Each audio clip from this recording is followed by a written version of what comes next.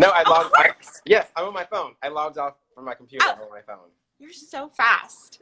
Yes. You're amazing. Thank How you. are you? I'm good. Thanks for having me. I just finished my Oh my last of my gosh. coffee, so I'm ready to go. You seem so ready to go. I'm so excited to talk to you. I was just going to tell everyone about the foundation that you chose. Okay. So we have it up on the screen. I'm so glad you chose this one. It's an awesome organization that was founded by Rachel Cargill. If you don't follow her, she's just an amazing person who gives so much of herself and does not get enough in return, in my opinion. So she started this foundation, and it's about providing therapy for Black women and girls. And it's an amazing organization. Oh, we already have $100. Yay! Thank you so much. Thank you guys. Thanks for Thank you voting guys. donating for my people and my girls. I love them. Yes. Okay, so that's what we're doing, and I just want to let everyone know, if you go to donate, it will take you away from the screen, but you can come right back, and then we always post these IG lives on our IGTV, so you won't miss anything, so don't be afraid to donate and think you're going to miss something, because you can always go back and rewatch. So just wanted to say that. Okay, hi. I'm so excited. Like I said, I'm so excited to talk to you. I just want to start by asking, a little bit about, just to let everyone know a little bit about yourself, how you got involved with the industry, how and when you started, a little bit of backstory. Okay, so for all of you who don't know and I'm just joining, my name is Johnny Webster. I'm a talent manager at Throughline Entertainment. And I started, like I think everyone starts. I started out wanting to be a performer. I wanted to dance, I wanted to act, and I grew up in a way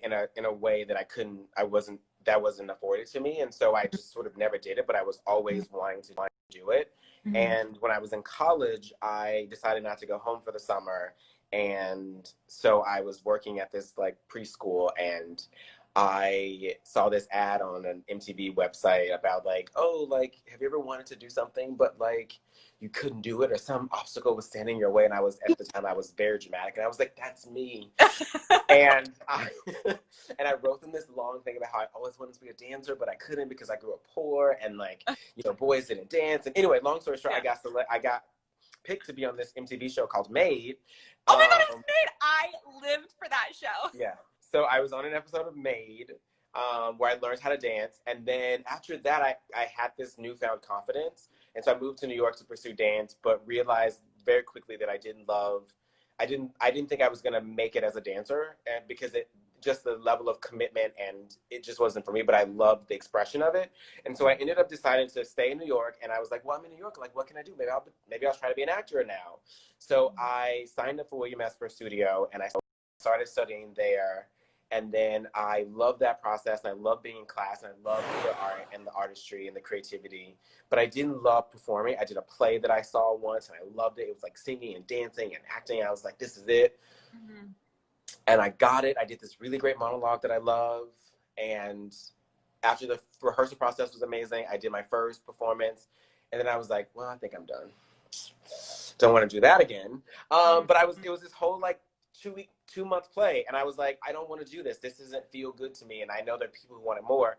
So after that, I kind of just stopped pursuing acting as a career, and I started working in production in New York. Like I was PAing on like award shows, and like I worked on the Maury show. That was my first job. I was a PA, and I worked on that for a while, and then I started working on As the World Turns, and then I started working on a bunch of stuff, and I got into casting for reality TV, and that was amazing because people are so fascinating. Yeah. Like these are real people who like legitimately are what you see, and that was fascinating. I was really good at it, and I was like, well, I wonder if I can do this, but like do it for real. And so I decided after my last job that I was going to move to LA to pursue either be a casting director or a talent manager. And right out the gate, I got a job as an assistant at a management company, New Wave Entertainment. And then I was there for about a year as an assistant. Then I got promoted to junior manager. I was a junior manager for a while, and then I became a manager, and then that company, the department closed down. I went to another company, and I was there, which was really great. I learned a ton there. And then I was at Industry Entertainment for 3 years. It was amazing. Grew my business. I think we had a couple bookings together. And then now I'm at Throughline. Mm-hmm.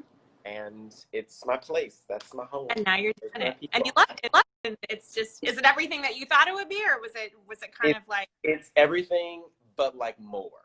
Yeah.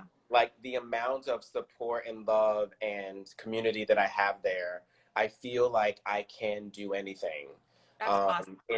In the sort of big picture, I can do anything, and the support there is incredible, and they're all just amazing people who love what they do, and I can't say enough good things, and if I keep talking, I'm gonna cry. Oh, that's awesome. I love it. We'll end on that high note. I also want to say that you have been killing the TikTok game. Let me say, like, I didn't know you were like, now you were like, oh yeah, I was a dancer. I'm like, yeah, you were. Like, I could watch those videos all day and not get a single lick of work done. But I really just want to go back to work, though. Like, I really just want to, because, like, once I go back to work, like, I'm too old to be dancing like that every day. No, you're not. Oh my God. Like, those 60 second what they want.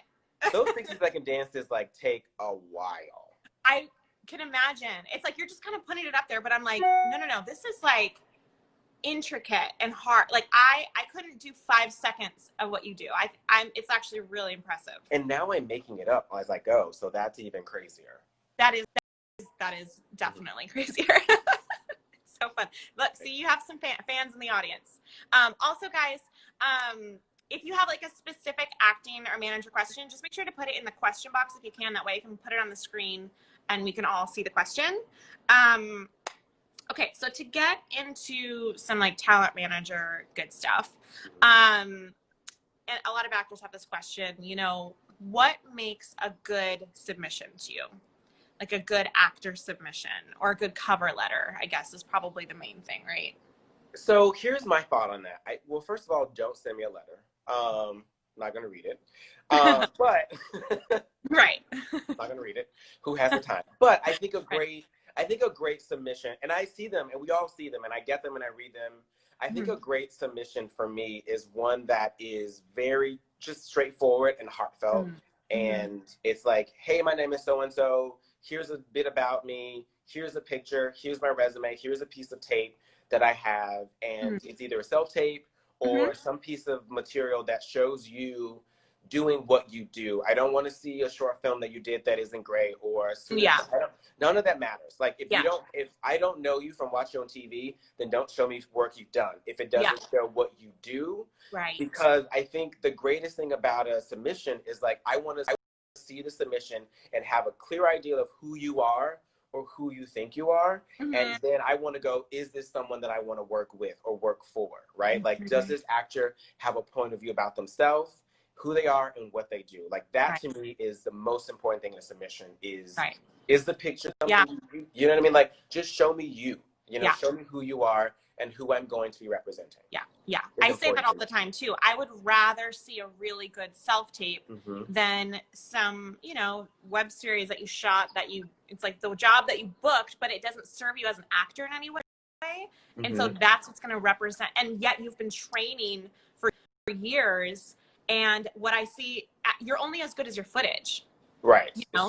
It's true. You only get one shot. And I believe the work is the work, right? Like, you got to work and you want to build. You have short films and web series and indie movies and all of that. That's all great. That's what the resume is for. Yes. But I want to see what you do specifically that makes you great, because there are so many actors with resumes and with demos and that may have more or less, but they just know how to put it together. I mean, from actors who like audition so well, and then you get them on set and you're like, what? And then actors who aren't great auditioners, but like are incredible, right?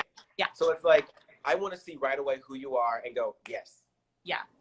Rather than read 7 paragraphs about your life and like, I can get all of that information when I meet you. I don't want that right away. I just want what I need to know to get excited about you. How much of their reel do you watch? Oh my gosh. Oof. You can be honest. I'm trying to think about I'm trying to think. Well, here's what I will say. I generally I won't watch more than a minute, because I think within a minute. Pretty generous.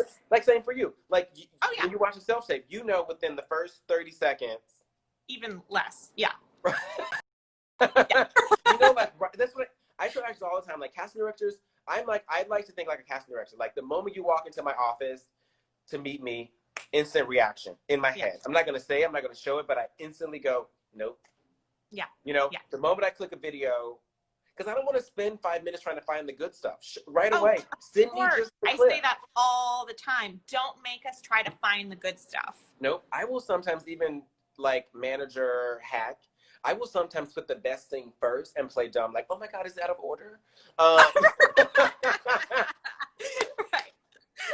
Or like just send the best take, and if they like it, then they'll be like, oh, I'm missing scenes 2 and 7. Oh, I'm so sorry. Let me. That is hilarious. We do stuff like that too, by the way, and I'm not ashamed to say it because we will specifically, even if the scenes are chronologically out of order, we will specifically send our producers scene 2 first because we know it's better, and we know that they'll stop. They'll probably stop watching. And I'm just like, and then sometimes we've had producers say, "Is there a scene 1?" And I'm just like, "Oh, it No. happens." Notice that, huh? Because we are trying to show you in your best light. Right. And so we know, again, people are busy and they only watch like the first few seconds. And so it's got to be your strongest stuff, which is why, you know, I always say your strongest stuff in your reel has to be first. Yep.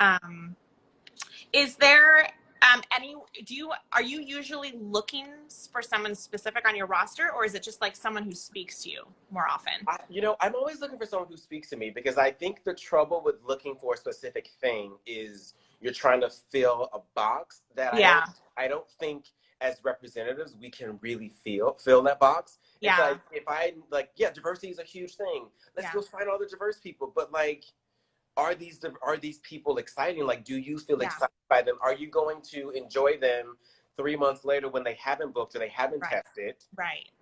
Are you going to still want them, or are you going to go on to the next trend of things? Yeah. So for me, I'm only signing people that I want to root for, because I know if I'm rooting for them, as a casting director, you're going to root for them. Yeah. You're going to go and love them and put that second thing first and that first thing, you know what I mean? Like, that's how I think about it. Like, I want to represent people I want to watch. And I think that comes in all forms. It comes in younger, older, middle, like whatever it may be. I just want people that excite me, because if I'm going to do this job for free, which is essentially the job, we don't get paid until we book a job. Right.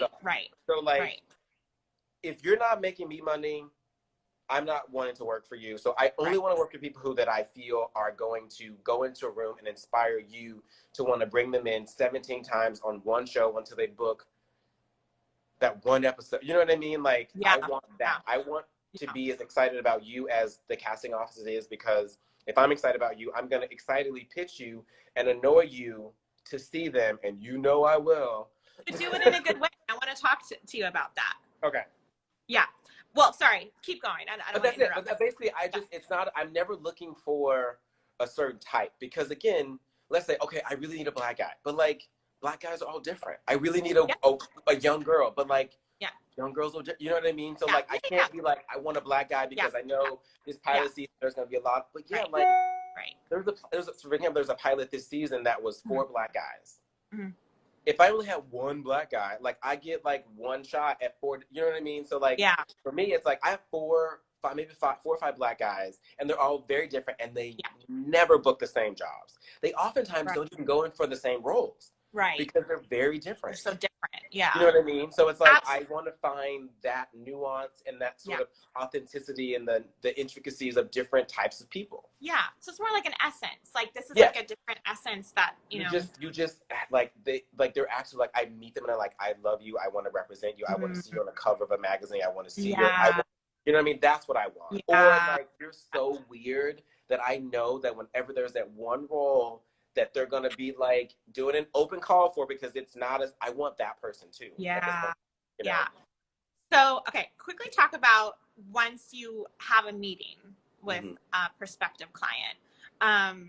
Because a lot of actors get to that point and then they say, what should I do? Like, what are the do's and maybe the don'ts of a successful representation meeting?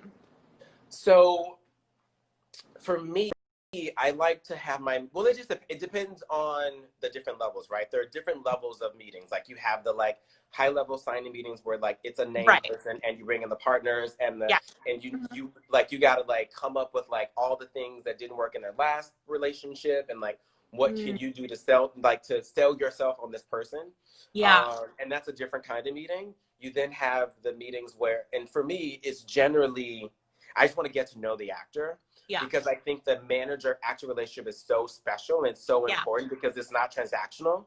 It's not like where I'm going to get auditions and negotiate, boom, I just need to know you can do da-da-da-da. That's not the relationship. The relationship is, I want to know if, like, this is the person that I want calling me at 11 o'clock at night because they're on set and something's gone wrong. And, like, I want to know, like, is this person responsible? Are they respectful? Do they have a clear idea of who they are and what they want to do? Because just because you want to be the next so-and-so doesn't mean you're going to get there in the next 5 years. So like, who is a person that I feel I'm going to invest in? And I find that in the conversation.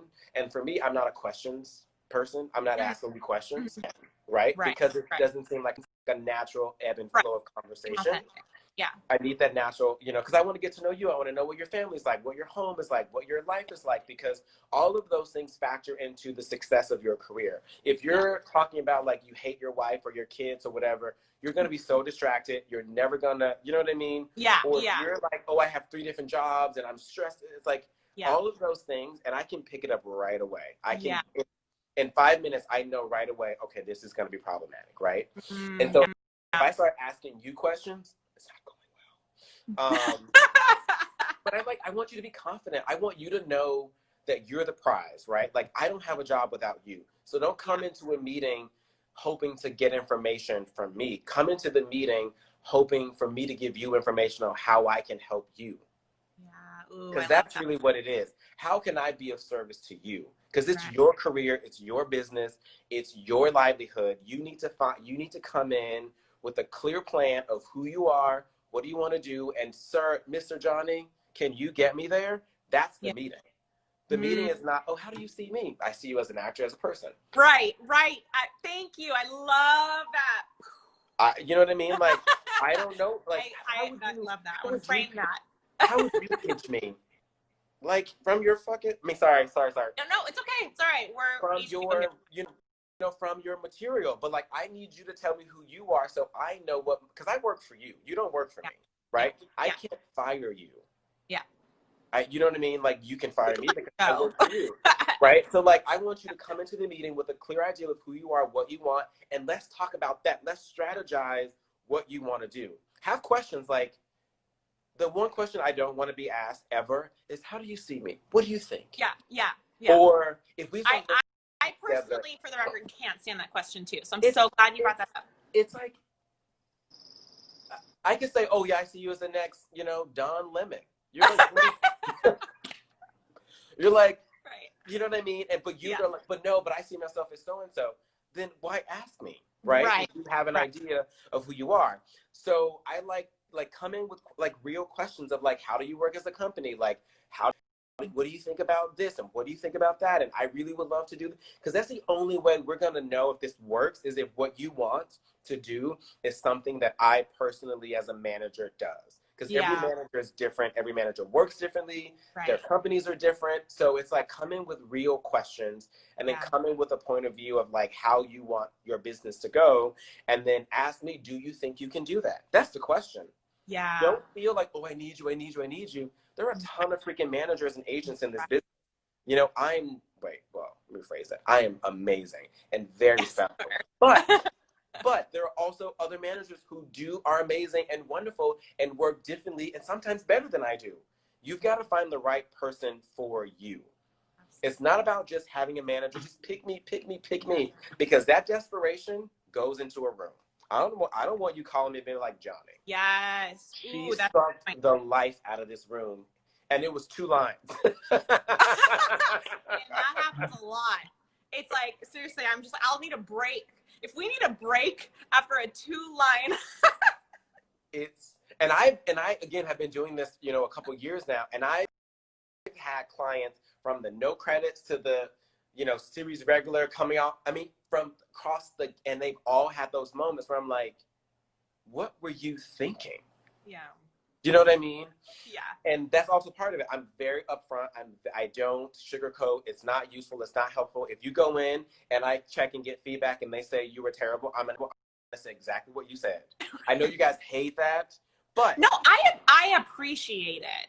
You know, some people hate it because they feel like, that's why I think a lot of, I'm assuming a lot of cast directors don't want to give honest feedback because they know we're going to tell it and they don't want the actors to say things about them. But the truth of the matter is that, like, look, if my client wasn't great, tell me my client wasn't great, because I don't want them to come into your room, audition, you be like, that was great, thank you. And they leave thinking they did a good job. And then they wonder 7 months later why you've never brought them in again. Right. Or like it was your fault that you're not. Yeah. Or like, I'm not, well, I went in for so-and-so and they said I was great. I don't understand. Yeah. And then, and I don't need, I have enough anxiety and stress of my own because I'm crazy. I don't need, 35 other actors is new, like, anxieties because they don't understand. I don't know. I'm like, look, it wasn't great, blah, blah, blah. My solution to that, and some people hate it, is I say, just put it on tape. Yeah. Because I know you'll watch a tape because it's like less than 2 minutes of your time, yes, rather than a 10-minute session. Yeah, absolutely. Absolutely. So, yeah. So, where's like your preferred way of finding actors? Is it usually like referral? Do you see someone in something, or like it's interesting. So I think it's interesting because my most successful clients have come from, surprisingly, referrals of like friends of friends. It's not rare, but like whenever if I see someone on TV and I go after them, it's usually a bigger process. You got to call the agent, and you got to call you know what I mean? It's a whole. But again, it's mostly like agents or casting directors like, hey, you email me all the time. I love your work. Your clients are booking. I know someone, they're looking. Can you, or I have a friend, she needs new rep. It's a lot of that. And it's a lot of my clients are actors who are amazingly talented that just haven't found the right representative to believe in them enough to go that extra mile. So my list is kind of like, I have clients who are on series, who continually book series. I have clients that guest star a lot, that recur. I have clients that are brand new, that are just breaking. They're just at the tip of the iceberg, so like getting that first nice, good job. So for me, I love them all because I think it's a very different. It challenges me in a bunch of different ways. You have those actors who've been on series and they want a bigger series, and that's a challenge. You have clients that are on the guest star, but haven't recurred yet, or haven't tested yet, or haven't had a pilot season yet. That's exciting and challenging. They're clients who are brand new, and you just they just want to like be on camera. And sometimes like that's even more exciting when I had a client last year who had never tested, didn't even know what testing was, and she tested and booked a pilot. She was like, "Wait, what's the test?" And I was like, "Girl, it's funny. I haven't done a test for a pilot in like 7 years because they just they're hard to come by nowadays. They're just they're cumbersome, Yeah. And she literally went in. And what's funny enough, it was a co-star because she was new. It was a co-star. Then it was a guest star, and it was a co-star, and then she went in for the co-star because she didn't have any TV credits really. And then she went in, and they loved her. She had a Kim Reed, and then they made it a guest star, and then they made it a series regular. And she was like, I don't even know. I mean, that's like that's the thing. You just never know. So I try to take those chances with the unknowns or the sort of newer people because you never know. And literally all of my clients that booked pilots last year, where it was all their first test and their first pilot booking. Wow. It was amazing. I have to say that was a good year. You have a lot of fans who are saying, where can I submit to you? I know, he's the best. Get your shit together. That's all I gotta say. Right? Get it together. So what happens if there's a client that you are really excited about that, and then you have to get everyone else on board too? And maybe it's harder to sell it to them. Maybe it's a credit reason. I don't know. Do you ever hip pocket anyone? How do you feel about that? So I think hip pocketing is trickier because it feels like 1 foot in and 1 foot out. And so I try not to hip pocket. I think for me, what I'll do is, And I do this with most clients, and because we Mm-hmm. don't do contracts at my company. And so if Okay. there's someone that I like that I'm like, I like them, but they're so new or they're so young or I'm not sure, I always say, well, you know what? Like, let's do a trial. Let's just try it out and see what happens, right? Yeah. And usually within 3 months, you kind of know, and that's with any actor. I think within 3 months, you have a very good idea how this relationship is going, how their business is progressing or not.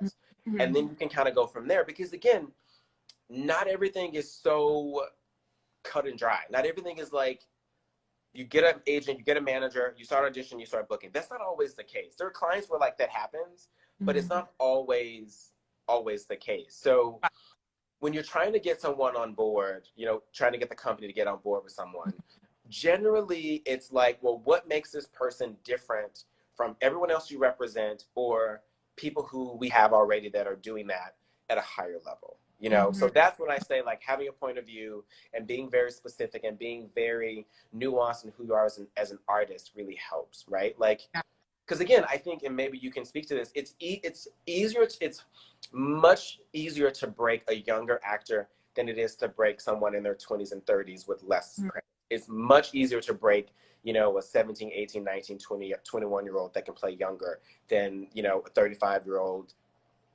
you know, white guy with a small resume, right? Because for every white role or any role on a pilot, there's 17 people who can do it, right? Yeah. So it's like, it's not personal. It's just like, look, if we can get this role cast by making an offer to someone who we know can do it, we'll do it, great. So it's like, it makes it less exciting to take on a 35-year-old with no credits, not because they're not talented, but because the marketplace is a lot tougher now. You know what I mean?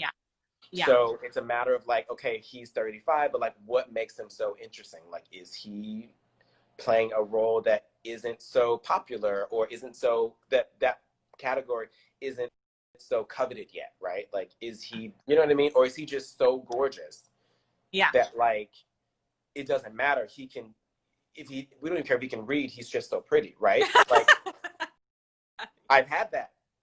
I like that. And then there's like, oh, she's so quirky and weird that like, why not take a shot on a 35-year-old, you know, white girl who literally, you know what I mean? Or whatever it may be. You know what I mean?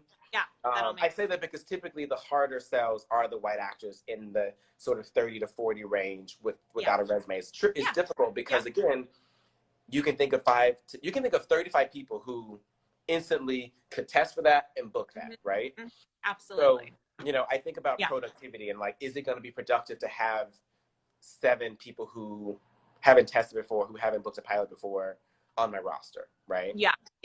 So someone was asking about credits. So that kind of goes along with that question is like, how often do credits matter? And it's just a matter of, I guess, how broad of a type you are, right? You know, right? So yeah, I think credits matter a lot, obviously, especially if I'm going to be pitching you for something meaningful, right? Like I can't imagine a network or studio is going to give a lead job on a show to someone with no credits that is also just as compatible with like someone more famous in that category, whether it's a TV person or just someone who has tested 3 times, hasn't booked yet, but you know what I mean, but can do it. So I'm not afraid of credits. It just is a matter of like, if this person with no credits is special enough that like you, casting director, are gonna want to bring them in or let them self-tape, right? Right. That's what I think about. Like, okay, like, do I have someone like them that has more credits but isn't gonna do this kind of work anymore? Or it also depends on what mood I'm in. Like, if I'm interested in developing a client or if I'm not, and I'm getting further and further away from developing and more into just like, I want actors who are ready to go because it's getting so much more competitive and the marketplace is getting smaller. It just depends. If I'm I always tell actors that, and this is certainly, you know, everyone has a different opinion on this, but I always tell actors that from my perspective, co-stars are the beginning playing field where you don't necessarily need credits. Everyone has to start somewhere, you know? Yeah, for sure. Absolutely. And so like, for me, if I see like a really great self-tape and they physically fit the co-star role, like absolutely bring them in, you know? So not to say that like it's such a catch-22 that you can't get credits without credits, because you start somewhere, you know, and then you build and then up. you can build, right? I mean, again, everyone starts from somewhere, so I'm not afraid of that. When I first started, I had 2 clients that had no TV credits whatsoever. I was pitching them only on self-tapes, and in that year, after I pitched them for literally a year, they auditioned, but they didn't book anything. And then literally their first jobs was, my first client, her first job was a series regular on an Amazon pilot, like no credits whatsoever. Yeah. None. Her reel was made at a demo reel place, and then she booked a pilot. And then my other client, no credits, no nothing, books a recurring on a network show. First credit out the gate. Do you know what I mean? That's hard because you can't go back to, like, if the pilots don't go and you have no footage, you can't go back to, like, it's just, so it's like, you know, you kind of have to go, okay, all right, well, here we go. And then after that, it becomes like, but there's no footage because the pilot didn't go, but she's really great. Do you know what I mean? So it depends. We've brought in people who have then booked series regular roles off of a self-tape they did for something. Yeah. Because the manager, you know, sent us a self-tape and they're like, hey, she's brand new. I just signed her. She's amazing. She hasn't done much, but will you watch this self-tape? And, like, I personally, if they're physically right for it, and they keep going, you know, bring in for the showrunner, and then they, you know, and it might be like a little bit harder to get them approved. Right. You know, like a series regular role and whatever. Right. But, like, it can be done, you know, and that was just and it's like, instead of waiting around, like, I hope it books something, like, you can't, you know? And so, again, it's just doing something goes a long way. Doing a good self-tape goes a long way. 100%. I think a good self-tape can get you into more rooms than a really unfortunate demo reel of random things you did just, you know, in your local town or whatever. Do you know what I mean? Yep. Okay, so let's talk about pitching, because that's kind of an art that I think you're very good at. What, you know, actors are always wondering, and I can obviously speak from my perspective, but for your own process, like, what do you focus on when pitching? What, you know, to you makes a good pitch? I mean, I can obviously talk out from my perspective, just to hear from you, you know, like, what's your technique? So I kind of have it really is just like, it's a cut and dry. I mean, it's not so cut and dry, but it's very much like there's a template that I use, and it truly works, I think. And I change them up depending on who I'm sending it to. Sometimes I forget, and then I send, you know. That's good. We see all the time. I can't tell you the kind of, not from you.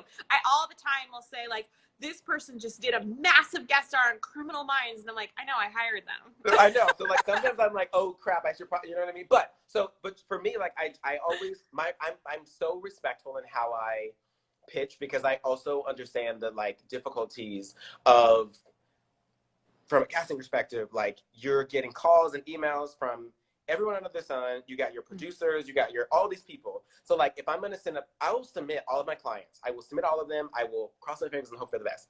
But when it comes to pitching, it's all about pitching who's going to go in and do the best job and make me look good, so that the next time a role comes up, I can get the next person in. Yeah. So pitching for me is very strategic at the same time. I'm also trying to get everyone in, but I'm also trying to get the right people in, so that when I do, I can then backdoor another client and be like, hey, would you, you know what I mean? Because you're only going to respond to me if you, I feel like if you know me and you like my clients and you think I have taste and you trust me, and B, if the clients that are coming here are doing a good job. So, you know, I try to pitch, you know, if it's one breakdown, I learned by trial and error, to be honest. Because in the beginning, when I was pitching, I was, like, literally pitching every actor per role in separate emails. It was insane. Like, you would get, like, 17 emails from me from one breakdown. And it would be like, I've had to, like, Johnny. I've had, like, 2 casting directors of multiple, but, like, I need a Johnny Webster day off. Thank you. And it's so funny and so great, but I love it. But again, for me, pitching is all about, like, if I'm going to call you and take 3 to 5 minutes of your time, I want it to be meaningful. Yeah. I want it to be someone who I know who is right for it, because I read the material, and I know my clients really well, so I know what they can and cannot do. Even if they think they can do anything, they cannot. Yeah. No one can do it all. No one can. Even Meryl Streep trains and coaches. Yeah. So don't give me that I can do anything. No, you can't.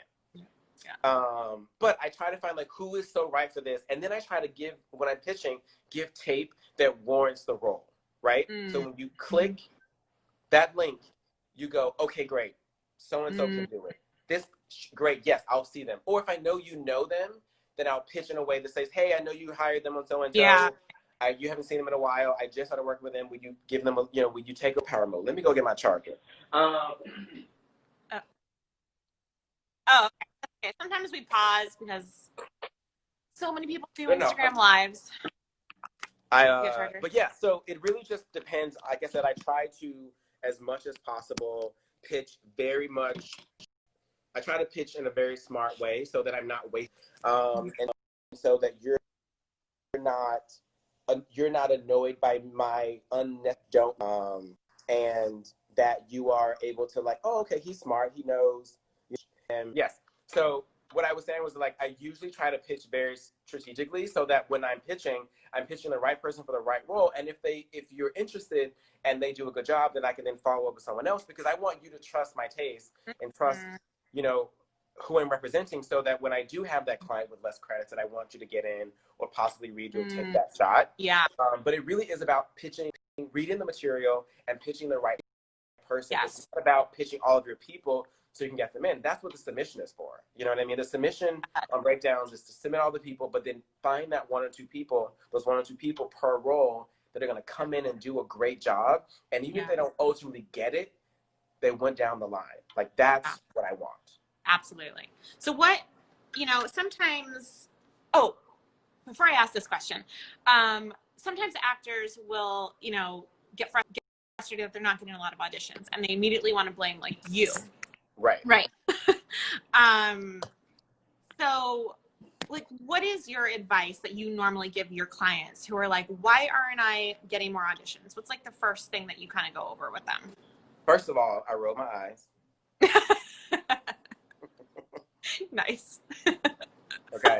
Just like that. Like, first of all, talking to me. No, I mean, here's the thing. I'm straight up with every client that I represent. Look, if you're right for something, you're going to get in for it. If you're not right for it, you're not going to go in. If they're they're lukewarm on you, I'm going to pitch a self-tape.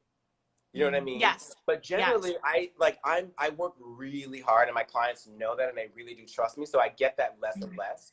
But what I do say is that the reality is that, look, for every pilot, and you know this from a casting perspective, or even guest stars or recurrents, for every project, there's a list that the writers had in mind, the producers have in mind, the network has in mind, the studio has in mind. So if you're not instantly on that list, you're not going to necessarily get that opportunity. And if you do get the audition for a pilot, like, the reality of you getting it is probably the numbers are so, it's not in your favor. But I don't believe, and I'm a firm believer, I don't believe in auditioning for the sake of auditioning. I have clients who audition all the time because of their look, their resume, but they're not booking left, right, and center. I have clients who audition 3 or 4 times a month, and of those 3 or 4 times, they book 2 or 3 of those jobs. That's great odds, right? I think actors don't really understand the like psychological warfare it is with auditioning. If you're auditioning every now and then, and you're not booking, you're complaining. So my thing is like, wait a minute. So you're going out, but you're not booking. You're going out, you're not going out, and then when you do go out, you don't book and you don't get good feedback. Yeah. Whose problem is that? Yeah. Yeah. Do you know what I mean? Yeah. So I feel like, and I take that as, and I go, look, so great, you're not going out. Let's look at what you've gone out on. Have you booked any of that? Right. Did you call back? Did you get pinned? Yeah. No, but I just feel like if I go out more, then I go, no, that's not how that works. Because I have clients who go out often because casting directors love them and bring them in for everything. They still don't get it. It's not personal. Yeah. You know what I mean? Sometimes it's like, look, they go with the more obvious choice. They go with the least obvious choice. Yeah. Or, you know what I mean? Like, they went with the writer's friend or whatever.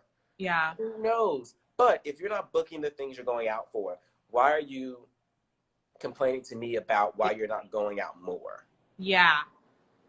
Right. So I have a realistic conversation, and I'll say, look, here's all the people I pitched you to. They don't want to see you. That's not on me. I can't make you see someone you don't want to see, and I'm not going to make you see someone you don't want to see so that they can come in and not be right, and then you then have a slight against them, and then a slight against me. Yes, and that happens all the time.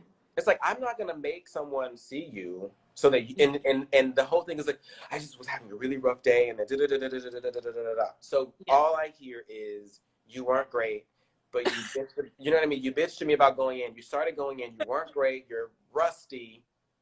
Are you in class? Oh, you're not in class. You're not auditioning.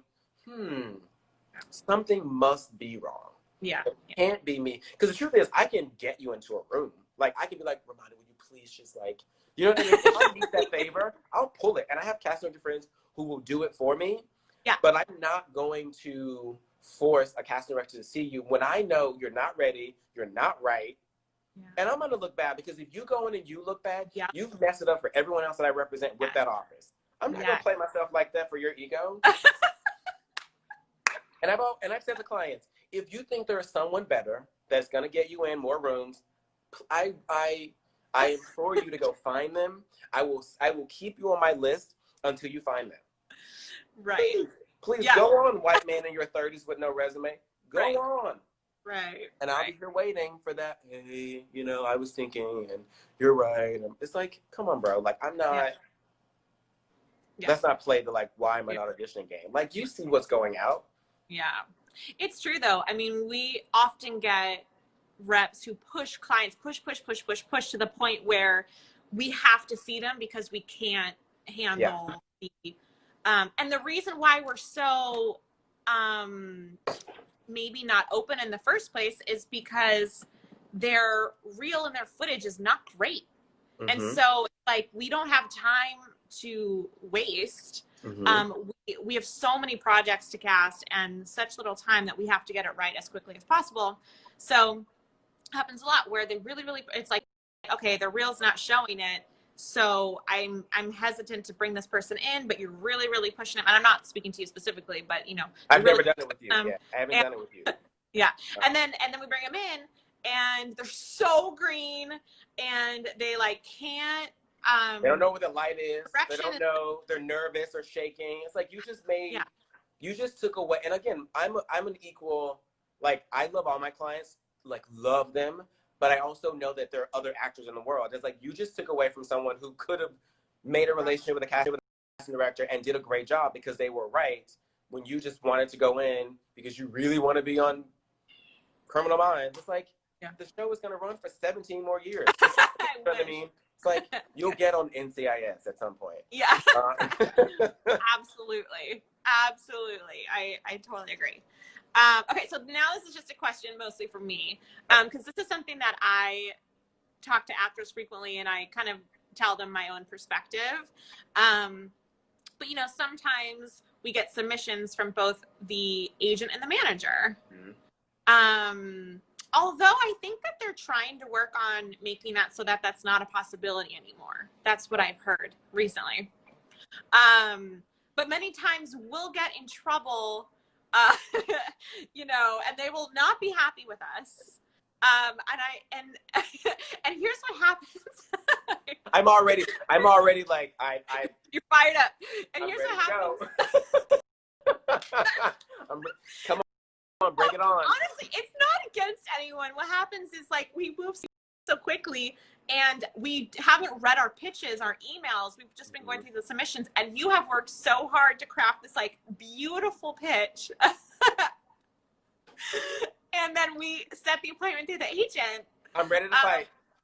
Oh my God, I'm so ready to fight. And I'll get that phone call, and you're yes. And Josiah's like, yes. Okay. Ready to fight. And again, so Go ahead. The truth is, we're all a team. We're all a team. Yeah. We're all working to progress our clients. We want them to succeed and all of that. Yeah. But like, I can't tell you how many times I have like read something, pitched on something, got the like, hey, Johnny, we're going to see so-and-so, appointment's coming. I tell the client, hey, I've been pitching on this thing. It's so great. We're going to send you the, and I am ready to. But now let me explain to everyone. Let me explain to everybody why this happens. And it's not because we don't love you. It's because, you know, what happens is someone else got that email. Someone else wasn't on that email. Somebody clicked on the agent agency submission and forgot to tell who's ever setting up, not in person. I know. I'm like taking off my earrings. Like, keep going. Put my Vaseline on. Woo, here we go. But I think it's important for actors to hear this because it does happen. And yes, there's all these different reasons why. And mostly it's because we saw the agency submission and we clicked on it.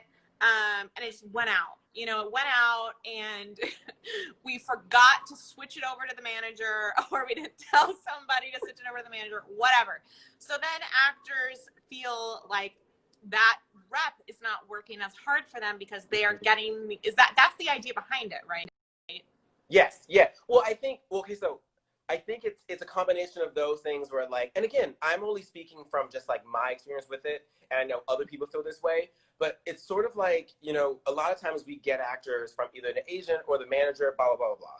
And like, we're all trying to impress our clients and press upon them how great we are at what we do. And I think it's sort of like if like I'm a manager and I have an agent that we have a client together for whatever reason, but I don't really pull my weight and the agent does all the work, and then they get this one big appointment that goes through me and I just submit, you know what I mean? Then it's a frustration because like, or like if I really am working with an agency or an agent or whatever, and I'm trying to impress upon this client how great I am, and I pitch on something and then it goes to the agent, I'm like, what am I here for, right? So it brings the illusion that someone's working more or less. Yes. And there's an equity there that isn't. Yes. You know what I mean? So Absolutely. It's like, and again, it's not like, look, it's at the end of the day, it's all about the client. These are just like these are just egos that we have as representatives, that we want to be the best and we want to prove that we can do anything and we can da da da da da. But at the end of the day, it's all about the client, and that and it's just like, I want to win. We all want to win. We all want to be the one that they thank at the Oscars or the Teen Choice Awards. all you know what I mean? When they get that like Razzie, they want to be like, to my manager for getting me to support. You know what I mean? Like, we all want that like call out, and I think that's really what it's about. But at the end of the day, look, the client got the audition. If they are happy about it, meanwhile, you're getting a call. I know. An email. Yeah. Or like, don't send the offer to the agent, even though that's their job, when I got this thing for them because you know what I mean? Yeah. Well, why would you never put the manager on the offer email? That doesn't make sense to me. But I know it happens. But I think it's important to talk about this for actors to know that if you are maybe sometimes getting disproportionate auditions through one rep over the other, that does not mean that other rep is working any less. Right.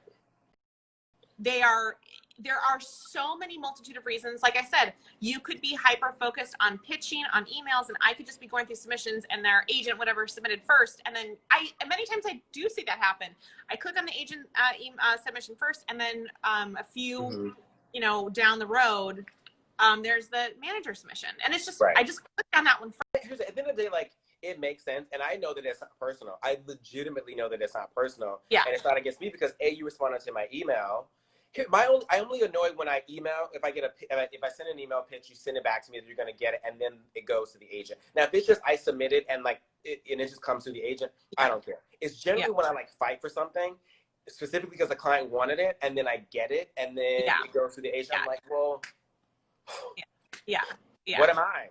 You know what I mean? But I also know that it's not personal because I think it comes down to like who submitted first, or like or you just basically just click a button and it goes to the thing. But I would like to implore you to just look at it and be like, I'm gonna just always send them to Johnny. And any agent that's watching on Instagram, they're gonna come to me. It's also though kind of like a casting assistant lesson, because sometimes you email. I'm not specifically talking about you, but a manager will email and the whole office will be on there, and then we'll say, yes, let's set him up. And then the assistant will be like, noted, I need to set up this client. And then they don't know kind of the proper politics, behind what should be done. And so they'll just set up the client through the agent. So something that we try to pass on. But I just think it's like good to put out in the universe that, No, I mean, again, it's that thing. But I also, Yeah. will say, and here's what I will say, and I think it's important to be honest about this, to actors, you know, when it comes to the disproportionate amount of auditions you're getting and blah, blah, blah. I always tell them, look at it this way. If you were pressing your agent for a manager because you weren't going out enough, and then you get a manager and then you start going out more and more, you have to recognize that is because of the addition to your team. It's not that like all of a sudden you got a manager and then the agent started, you know what I mean? Like the reason to have both of us is so that we can pick up, you know, the slack for each other, right? Yeah. So I like to say, look, like I know I'm very good at getting appointments. Like it's something I can do. I can pitch a certain way. I'm friendly. Like I'm not badgering. I respect what you do. I oftentimes will pitch a client. They don't get an audition. I see who book and I go, yeah, he was not right. Or yeah, she was never going to get that. You know what I mean? I just know. But again, I also work really, really, really hard.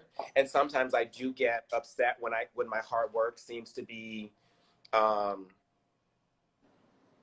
discredited. Yeah. But again, we all feel that way, right? So I think it's just, you know, we all want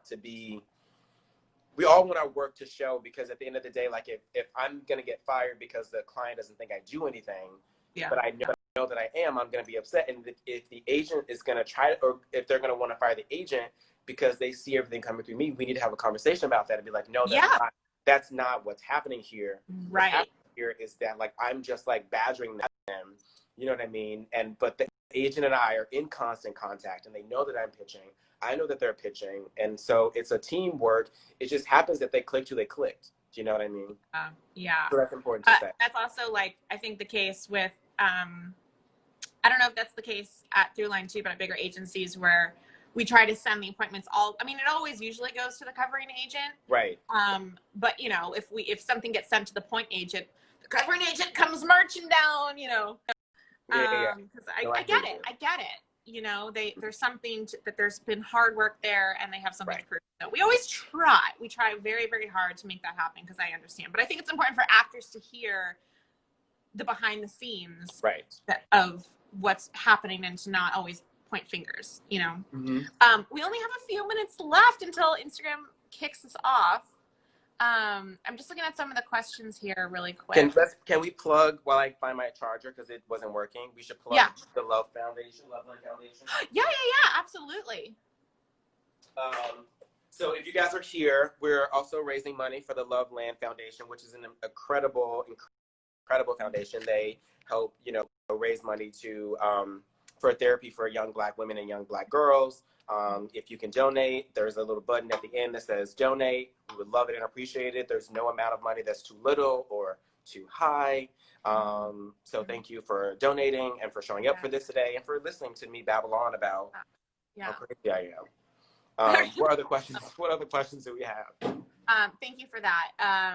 Like I said, and if you click on the donation and it takes you out of the live, you can hop right back in and don't worry about missing anything. Will all be posted in IGTV. So thank you so much to everyone who's donated. They're an amazing organization, so feel free to look at them after.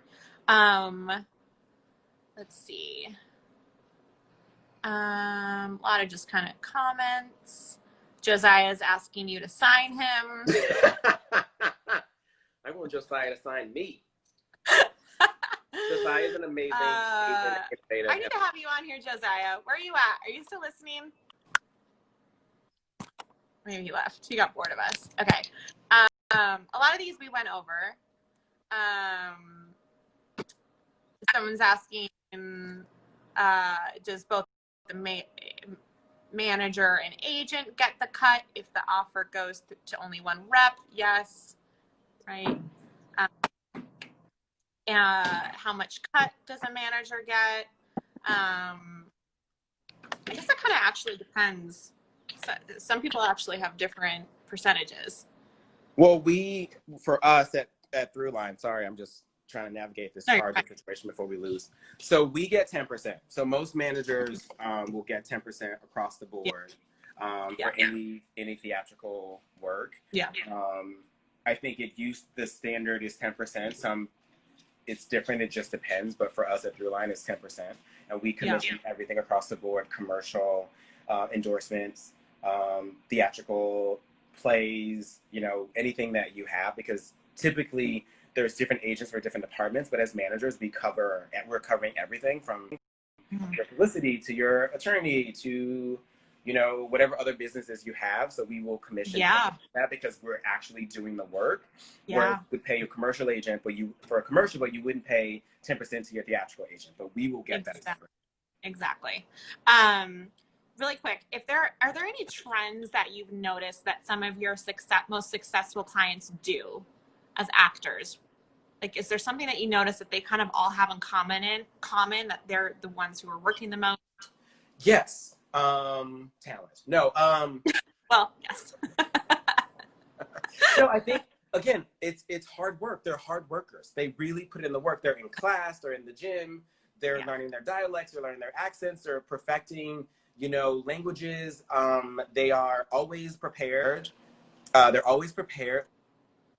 Mm-hmm.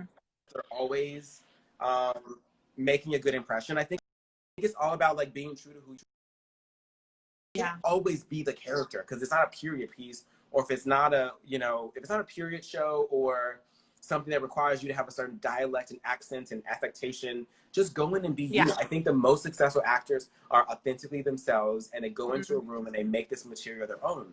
I can't tell you enough how many times I see a tape and I go, I don't know if this is good or bad, but like, you were just so alive and you were just so in your body, I'm gonna send it. And sometimes like those are the ones that book it. They make these really interesting choices, because again, you're, as a cast director, you're sometimes getting 100 tapes, or you're reading 55 people. So you're gonna highlight the person that was like, that was something. You know what I mean? Sometimes like it's just like making a bold choice. Making an interesting choice, like not being afraid to step outside of your comfort zone. I can't tell you how many times I get annoyed when someone says, well, I just don't know if I'm right, but they want to see you. Like, just do what you can do. And if it's not right, I won't send it. Actors say that all the time. Like, I don't know if I'm right for this. I'm like, we clicked on you. There's probably something that we know that you don't know. Right. So just roll with it. Yeah, I always tell people, just like the people who are unafraid to take a risk, I feel like book the most. Because it's not always about the resume. I have people with resumes that don't always book. I have people with like light resumes that just like kill it in a room, because they're just like leaving it on the floor and then they're letting it go. But the key to that, and this was what I will say, because I know we're going to get cut off soon. The key to to me, the key to success is when you are authentically who you are, you know who you are, but also you have a life. Have a life. Like, go out and live and travel. And thank you. Yes. It's so important. Like, I have clients who are like just living their lives. And when an audition comes in, they're like, I'll see if I can spit it in, you know? And then they go in and they're just like doing the thing. And they're not desperate. They're not, you know, trying to like make something, you know, not trying to put a square in a peg in a round hole. Like, they're just going in and just living. Like, live your life, be yourself. They're going to either respond to you because you're great, but you're not right, or they're going to respond to you because you're just so authentically this character, no one else can get it. So stop trying to think about who they want, and just go give them who you are. Yes. We're going to end on that, because that is just some gold nuggets of wisdom from John.